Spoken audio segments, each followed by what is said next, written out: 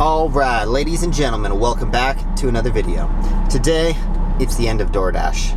I'm just kidding. So many people get mad because I keep titling stuff like the end of Doordash.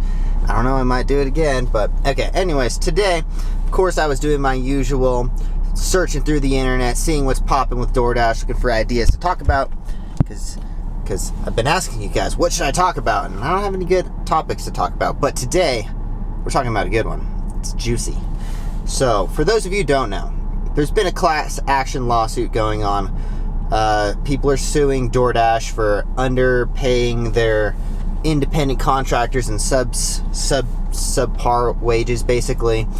And basically what it's saying is companies like Doordash should not, like, this goes back to like the whole Proposition 22 thing in California and all that stuff. But basically people are now suing them, saying that you should not be able to run a company and 97% of it's probably definitely 99% of your people who are working for you are independent contractors. Those are actually employees, and it makes sense because in every single other industry, if it's the company's being ran by like 99% of those people, those are employees. You know, there's this weird line, and it's kind of the wild west, you know, where they're still getting away with people being independent contractors, and I think it's only a matter of time before everyone becomes employees. And I've been saying that for a while, but some people don't believe me. But the next thing that pops up, why this also ties in, is Doordash has also been reportedly losing money, which makes sense because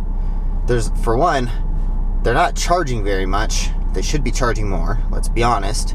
Like, when most of your deliveries are free and you're scrambling to find other ways to make money within like from the restaurant and all this stuff, it's not, you gotta think of this, it's kind of like a luxury service, you know. It's not like a necessary thing. It's kind of like people have been going to the grocery store and buying their own food for years, but now we're gonna, instead of charging them more to do that, we're gonna charge the restaurant and the grocery store, and like, these things are weird, you know. I'm like, that really, it puts the restaurants and the grocery stores in a weird position, because they're like, well, of course we don't want to give you a discount, like a huge discount. They give them like, I think it's like 40 to 50% or something like that. That way Doordash can make money on that end, and on top of the customer. You know, it's like this weird thing that there's this new technology out, and if stores aren't signed up on Doordash, then they're obviously probably going to go out of business. I think there was like crazy statistic, like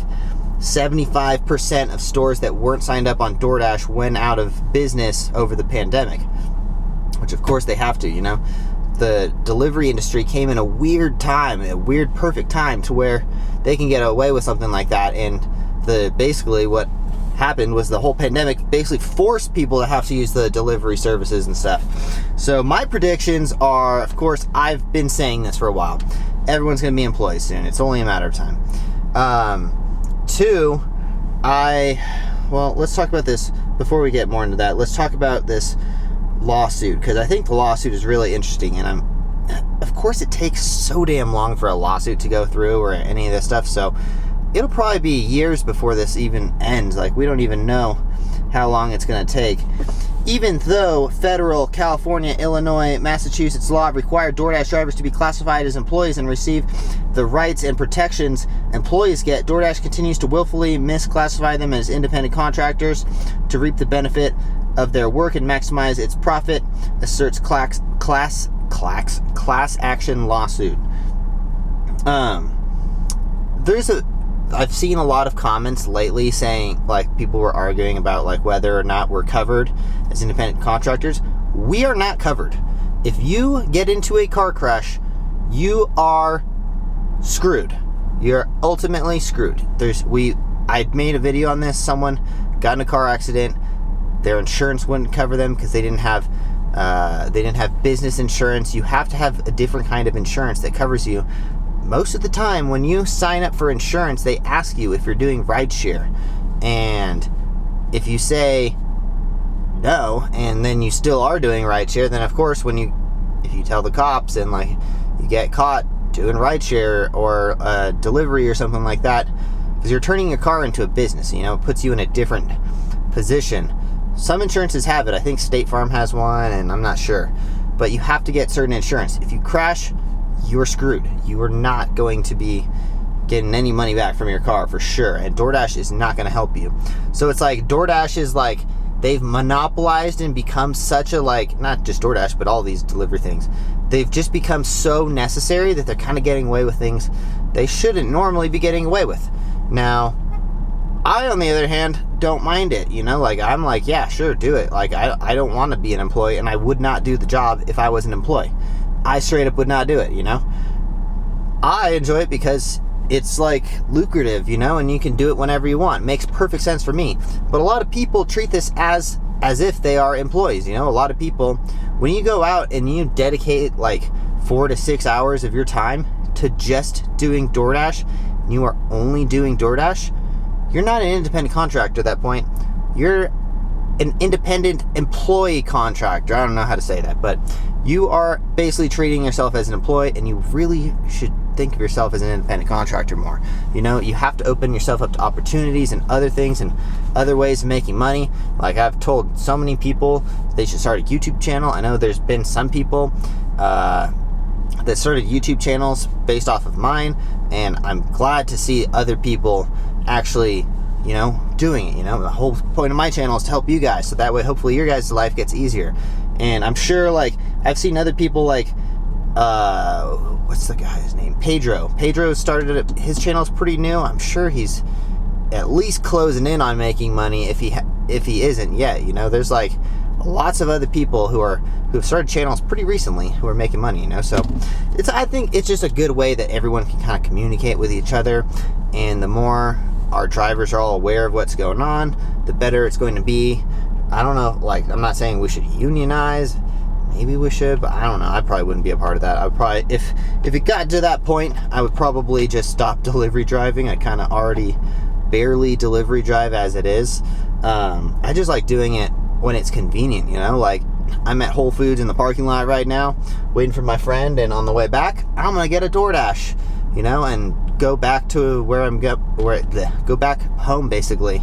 So I just do it whenever it's convenient. If it became to the point where I needed to do it as a job or something like that, I just wouldn't do it.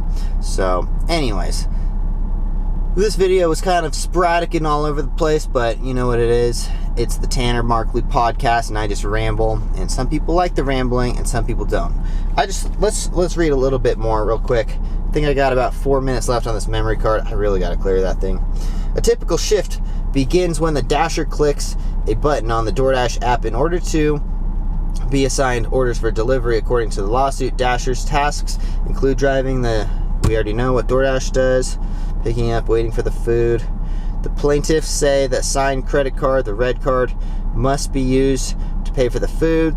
The Dashers must drive to the customer's location, yada yada. We all know how to DoorDash.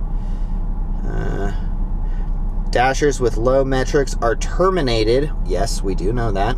Says the lawsuit. For example, DoorDash bans drivers from the Dasher app if the driver's average customer rating fall below 4.2 stars. Man, gotta be honest though. You gotta be a pretty bad Dasher if your ratings are below 4.2. You're probably consistently screwing up people's orders. Let's see what my ratings are as of right now. 4.94. Got a 4.94 customer rating, 12% acceptance rate, which is actually pretty high compared to what it normally is. 94% completion rate, which comes from the last few Walmart orders that I've logged, and I was like, oh shit, I'm not doing this order. It's not going to be ready for a long time. And 76% on time or early. And for those of you who are wondering, 2,560 deliveries. Bam, I'm a veteran, baby. Anyways, prior to 2019, DoorDash received either a guaranteed amount DoorDash would pay for the order or the customer tip, not both. That was kind of hard to understand. Anyways, alright, basically it's a bunch of other bullshit explaining how DoorDash works to probably, I don't know. Anyways, alright, so that's all I got for you guys today. If you guys enjoy these videos at all, please consider smashing that like button, going to offaccessacrobatics.com, and maybe purchasing a pair of shoes using my discount code OFFACCESSTANNER. That's my footwear company. Maybe support my business. I would love it if you did that. Anyway, so anytime I see Dashers wearing my shoes, I get so happy because I'm like, hell yeah, they came from my YouTube channel. Anyways, also, if you guys haven't yet, click on that link down below. Get tip transparency from Para. Para is an app that gives you full tip transparency. There's many other cool things about it. There's like the group chat and all that good stuff. So I would highly suggest you download the Para app. There is a ton of users. In fact, I don't think I'm even allowed to tell you how many users there are, but there's a lot of users now. So many people have downloaded it, and I don't think we even have to really worry about people getting deactivated anymore because it's not happening. Anyway, so click on that link down below, download the Para app, get full tip transparency. That way you don't have to guess on if you should take good orders. You'll just know because Para will tell you. That being said, we'll see you guys in the next one. Smash that like button for me one more time. Peace, guys. Drive safe.